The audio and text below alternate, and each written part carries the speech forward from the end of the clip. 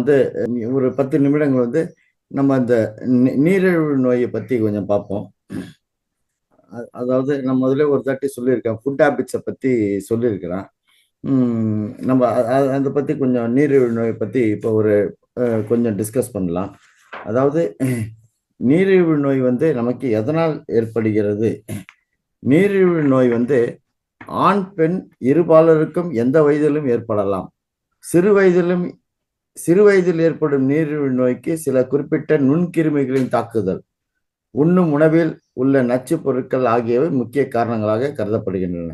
30 வயதுக்கு மேல் வளர்ந்த பருவத்தில் இந்த நோய் ஏற்படுவதில் பரம்பரை காரணம் முக்கிய பங்கு வகிக்கிறது. அதாவது ஹெரிடிட்டின்னு சொல்லலாம். அப்பா அம்மாவுக்கு இருந்ததுன்னா அது அப்படியே தொடரும் பிள்ளைங்களுக்கு. அது மாதிரி ஹெரிடிட்டரியா வர்றதும் இருக்கு.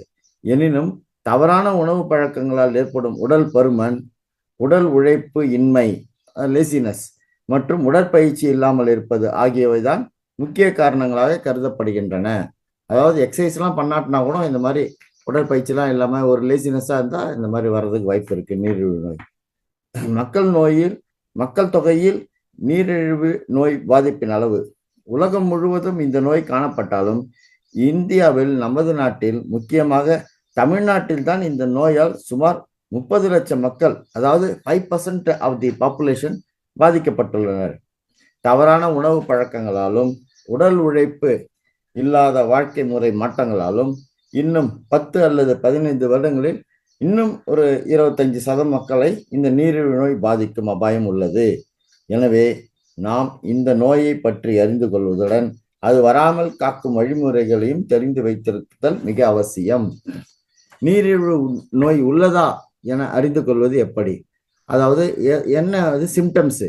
அடிக்கடி சிறுநீர் கழித்தல், அதிக பசி, உடல் சோர்வு, நிறைய உணவு உண்டும் மெலிந்து காணப்படுதல், ஆறாத புண், கட்டி போன்றவை.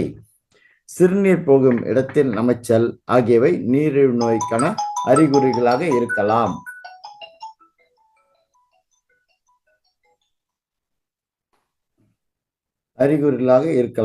மேற்கூறிய அறிகுறிகள் இல்லாவிட்டாலும் கீழ்காணும் நபர்கள் வருடம் ஒரு முறை பின்வரும் நபர்கள் வருடம் ஒரு முறை நீரிழிவு நோய்க்கான சிறுநீர் மற்றும் இரத்த பரிசோதனைகளை தவறாமல் மேற்கொள்ள வேண்டும். பெற்றோர்களுக்கோ உடன் பிறந்தவர்களுக்கோ நீரிழிவு நோய் இருந்தால் அவர்களும் அந்த பிளட் டெஸ்ட் எடுக்கணும், சுகர் இருக்குதான்னு பார்க்கறதுக்குங்க. 30 வயதுக்கு மேற்பட்ட எல்லோரும் ஒரு செக் பண்ணிக்கணும். உயரத்துக்கு அதிகமான உடல் எடையுடன் பருமனாக ரொம்ப ஸ்டவுட்டா இருந்தா. அடுத்தது கருவுற்ற காலத்தில் நீரிழிவு நோயால் அவதிப்பட்ட தாய்மார்கள் அவர்களும் செக் பண்ணிக்கணும். நீரிழிவு நோயை தெரிந்து கொள்ள உதவும் பரிசோதனைகள்: நல்ல உணவு உண்ட பிறகு 1 மணி நேரம் கழித்து வெளியேற்றப்படும் சிறுநீரில் குளுக்கோஸ் உள்ளதா என பரிசோதனை செய்ய வேண்டும். அவ்வாறு சிறுநீரில் குளுக்கோஸ் இருக்கும்போது அது எந்த அளவுக்கு இரத்தத்தில் அதிகரித்துள்ளது என்பதை இரத்த பரிசோதனை செய்து உறுதிப்படுத்திக் கொள்ள வேண்டும். காலையில் சாப்பிடாமல் எடுக்கும் இரத்தத்தில் plasma glucose, Venice plasma glucose level அளவு 126 மில்லிகிராமுக்கு மிகைப்படாமலும், சாப்பிட்ட பிறகு 2 மணி நேரத்தில் எடுக்கப்பட்ட இரத்தத்தில் பிளாஸ்மா குளுக்கோஸ் அளவு 200 மில்லிகிராம் குறைவாகவும் இருக்க வேண்டும். ஸோ 126 எக்ஸஸ் போகக்கூடாது. அடுத்தது இது வந்து இன்னொரு அளவு வந்து 200 மில்லிகிராமுக்கு குறைவாகவும் இருக்கணும். குளுக்கோஸ் தாங்கு திறன் குறைவாக உள்ள நோயாளிகள், இம்பேர்டு குளுக்கோஸ் டாலரன்ஸ். சாப்பிடாமல் எடுக்கப்பட்ட இரத்தத்தில் குளுக்கோஸின் அளவு சரியாக இருந்தாலும் நல்ல ஆரோக்கியம் உள்ளவர்களின் குளுக்கோஸ் தாங்குகின்ற சாப்பிட்ட பின் 2 மணி நேரத்தில் உள்ள இரத்தத்தின் குளுக்கோஸ் அளவின் மூலம் கணக்கிடலாம். இது சாதாரணமாக 140 மில்லிகிராமுக்கு குறைவாக இருக்க வேண்டும். இதனுடைய அளவு 140 மில்லிகிராம் அதிகமாகவும் ஆனால் 200 மில்லிகிராமுக்கு மிகைப்படாமலும் இருந்தால் இவர்களை நீரிழிவு நோயாளாக கருத முடியாது. ஸோ சாப்பிட்ட பிறகு 2 மணி நேரத்தில் ரத்தத்தின் குளுக்கோஸ் வந்து 200 கிராம் மேலே இல்லாமல் இருந்தால் சுகர் டிசீஸ் கிடையாதுங்க. இவர்கள் குளுக்கோஸ் தாங்குகின்ற குறைவாக உள்ள நோயாளிகளாக கருதப்படுவார்கள். இவர்கள் இந்த நேரத்தில் உணவு முறை மாற்றங்களை கடைபிடித்தாலே போதும். ஆனால் இவர்களுக்கு எதிர்காலத்தில் ஒரு வாய்ப்பு இருக்கும். ஜிடிடி எனப்படும் பரிசோதனை எல்லோருக்கும் செய்யப்படுவதில்லை. இது மருத்துவ ஆலோசனை பேரில் ஒரு சிலருக்கு மட்டுமே பயன்படும் சோதனையாகும்.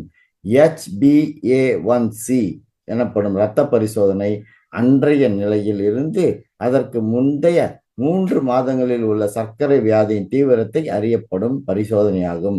சரியான அளவு 5% முதல் 7% ஆகும். ஸோ இந்த முறைகளை பத்தி பார்த்தோம். அடுத்தது, நீரிழிவு நோயை ஏன் கட்டுப்பாட்டில் வைக்க வேண்டும்? நீரிழிவு நோயாளிகள் இரத்தத்தில் குளுக்கோஸின் அளவு காலையில் சாப்பிடும் முன் கூறியது போல் 126 mgக்கு குறைவாகவும் சாப்பிட்டு 2 மணி நேரத்தில் 200 mgக்கு குறைவாகவும் இருந்தால் நீரிழிவு நோய் கட்டுப்பாட்டில் இருப்பதாக எடுத்துக்கொள்ளலாம். அவ்வாறு இந்நோயை கட்டுப்பாட்டில் வைக்காவிட்டால் சுமார் 5-10 ஆண்டுகளில் இரத்த குழாய்கள் நிரந்தரமாக பாதிக்கப்படும். அதனால் கண், இதயம், சிறுநீரகம், மூளை, நரம்புகள், கால் ஆகிய உறுப்புகள் பாதிக்கப்பட்டு செயலிழக்கும் அபாயம் உள்ளது. மேலும் இரத்தத்தில் குளுக்கோஸ் மிக அதிகமாகும் போது மயக்க நிலை ஏற்பட்டு உயிரிழக்கும் நிலை ஏற்படலாம். ஆகவே நீரிழிவு நோயை முதலில் இருந்தே கட்டுப்பாட்டில் வைப்பது அவசியம். ஆனால் நீரிழிவு நோயாளிகள் ஆரம்பத்திலிருந்து பல்வேறு மனநிலைக்கு ஆளாகிறார்கள். முதல் நிலையில் தனக்கு நிச்சயமாக இந்த நோய் வராது என்று அவர்கள் பேசுவார்கள். இரண்டாவது நிலையில் தனக்குள்ள வியாதியை ஒப்புக்கொண்ட அதற்கான உணவு முறை, உடற்பயிற்சி ஆகியவற்றை பின்பற்றுவார்கள். தேர்ட் ஸ்டேஜ் மாத்திரைகள் தேவைப்படி உட்கொள்வார்கள். ஃபோர்த் ஸ்டேஜ் இன்சுலினையும் ஊசி மூலம் மருத்துவர் அறிவுறுத்தினால் போட்டுக்கொள்வார்கள். ஃபிஃப்த் ஸ்டேஜ் 5வது நிலையில் இந்நோய் கட்டுப்பாட்டுக்கு வந்தவுடன் பெரும்பாலானவர்கள் உணவு முறை, உடற்பயிற்சி, மருந்துகள், மருத்துவ ஆலோசனை மற்றும் முறையான பரிசோதனை ஆகிய எதையும் கடைபிடிப்பதில்லை. எப்போதாவது அதிகமாக உண்ணும் போது மட்டும் மாத்திரை அல்லது இன்சுலின் ஊசியை பயன்படுத்துவார்கள். அடுத்த ஸ்டேஜ் 6வது நிலையில் இவர்களில் பெரும்பாலானவர்கள் முன்னறிவிப்பு இல்லாத கண் பார்வை இழப்பு, எந்த ஒரு பிரிகாஷனும் எடுக்காட்டினா கண் பார்வை இழப்பு, மாரடைப்பு நோய், சிறுநீரக செயலிழப்பு ஆகிய இந்த டிசீஸ்னால பின் விளைவுகளுடன் மருத்துவர்களை அணுகுவார்கள். ஆகவே இத்தகைய ஆபத்தான விளைவுகளை தவிர்க்க மனதிடத்துடனும் உறுதியுடனும் இந்நோயை கட்டுப்பாட்டுக்குள் வைக்கும் முறைகளை வாழ்நாள் முழுவதும் தவறாமல் பின்பற்ற வேண்டும். சுகரை நம்ம கண்ட்ரோல்ல வச்சிருக்கணும் தான், பின் விளைவுகள்லாம் வராது. அப்படி செய்தால் ஆரோக்கியமுள்ள மனிதனாக மற்றவர்களை போல் நீண்ட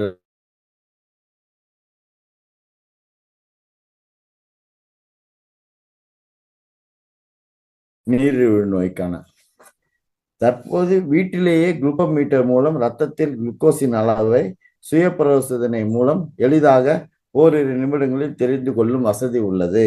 அதேபோல் சிறுநீரில் காணப்படும் சர்க்கரை, புரதச்சத்து, கீட்டோன் போன்றவற்றை ஒரு நிமிடத்தில் எளிதாக கண்டறிய பரிசோதனை நாடாக்கள் உள்ளன. அவை டயாஸ்டிக்ஸ், யூரிஸ்டிக்ஸ் மற்றும் கிட்டோடயாஸ்டிக்ஸ். இதெல்லாம் சயின்டிபிக் நேம் என்ற பெயரில் மருந்து கடைகளில் கிடைக்கின்றன. மருத்துவரின் மூலம் இந்த வசதிகளை கேட்டு பெறலாம். வசதியின் மூலம் வீட்டில் இருந்தபடியே நீரிழிவு நோய் கட்டுப்பாட்டில் உள்ளதா என்பதை நீரிழிவு நோயாளிகள் மிக எளிதாக தெரிந்து கொள்ளலாம். நீரிழிவு நோயை எப்படி கட்டுப்பாட்டில் வைப்பது? நீரிழிவு நோயை கட்டுப்பாட்டுக்கு 4 முறைகள் உள்ளன. அளவான சரிவிகித உணவு முறை மாற்றங்களும். நம்ம ஒன்ஸ் இந்த சுகர் டிசீஸ்ல அஃபெக்ட் ஆயிட்டா நம்ம ஃபுட் கல்ச்சர், ஃபுட் ஹேபிட்ஸை மாத்திக்கணும். ஒரு சரியான உணவு விகிதத்துக்கு வரணுங்க. அதோடைய அவேர்னஸ் நமக்கு தெரியணும். நம்ம நீரிழிவு நோயை பற்றி ஒரு ஹெல்த் எஜுகேஷன் பொதுவாகவே எல்லாரும் தெரிஞ்சு வச்சுக்கணும். ஒன்ஸ் அந்த நீரிழிவு நோயினால பாதிக்கப்பட்டவங்க இல்லாமல் பொதுமக்களும் எல்லாருமே தெரிஞ்சு வச்சுக்கிட்டா ப்ரிகாஷனரியா இருந்து அந்த டிசீஸே வராமல் தடுக்கலாம். வந்தவங்களும் அந்த டிசீஸ் எப்படி ஓவர் கம் பண்றதுன்னு தெரிஞ்சுக்கலாம். சரியான அளவான உணவு முறைகள் அதையும் தெரிஞ்சுக்கணும்.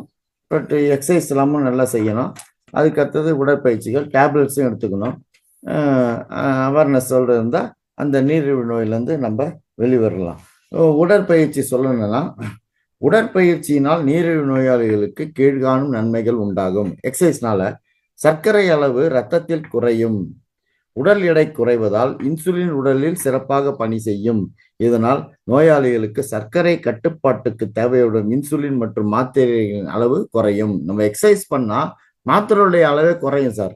அடுத்தது இரத்த குழாய்களுக்கு நன்மை பயக்கும் HDL என்னும் கொழுப்பு சத்து அதிகமாவதுடன் தீமை பயக்கும் LDL மற்றும் TGL என்னும் கொழுப்புகள் குறையும். அந்த கெட்ட கொலஸ்ட்ரால்ஸ் குறைஞ்சிரும் சார். கால்களுக்கு இரத்த ஓட்டம் அதிகமாவதால் கால்கள் பாதுகாக்கப்படும். ஜென்ரலா இந்த சுகர் டிசீஸ் உள்ளவங்க நிறைய பேர் ஃபுட்டு பாதிக்கும். ஸ்கின் அலர்ஜி வரும், ஃபுட்டில் காயங்கள் வரும். அப்போ நம்ம எக்ஸசைஸ்லாம் ரெகுலராக பண்ணி வாக்கிங் ரெகுலராக பண்ணால் ரொட்டீனாக ஒரு வாக்கிங் ஒரு நாளைக்கு 40 மினிட்ஸ் காத்தால, 40 மினிட்ஸ் ஈவினிங், இல்லை ஒரு 25 மினிட்ஸ் காத்தால, சாயந்தரம் ஒரு 25 மினிட்ஸ் ரெகுலராக வாக்கிங்லாம் பண்ணால் இந்த பாதங்கள் பாதிக்கப்படுவது தடுக்கப்படும். மனதில் தெம்பும் தெளிவும் ஏற்பட்டு உடல் சோர்வு நீங்கி சுறுசுறுப்பு ஏற்பட்டு தன்னம்பிக்கை பிறக்கும். ஸோ ஆகையினால் நாம் சரியான உடல் எடை இருந்து கடினமான உடல் உழைப்பு உள்ளவர்களுக்கு உடற்பயிற்சி என்றும் ஏதும் தனியாக தேவையில்லை. வேகமாக வளர்ந்து வரும் நகர சூழ்நிலைகளாலும் அதிகமான தானியங்கி வாகனங்களை உபயோகித்தாலும் மனிதனின் உடல் உழைப்பு மிகவும் குறைந்து விட்டது. எனவே நீரிழிவு நோயாளிகளுக்கு உடற்பயிற்சி அவசியமானது. ஆனால் உடற்பயிற்சியின் போது நாடி துடிப்பின் அளவு வயதுக்கு தகுந்தாற்போல் இருக்கும்போது பார்த்து கொள்ள வேண்டும். உடற்பயிற்சியின் போது மிகைப்படாமல் இருக்க வேண்டிய நாடி துடிப்பின் அளவை கீழ்காணுமாறு கண்டுபிடிக்கலாம். ஸோ நாடி துடிப்புலாம் நம்ம ஒரு கண்ட்ரோலில் வச்சிருக்கணும். மோரோவர் நம்ம லைஃபோட ஹேபிட்ஸையும் மாற்றணும்.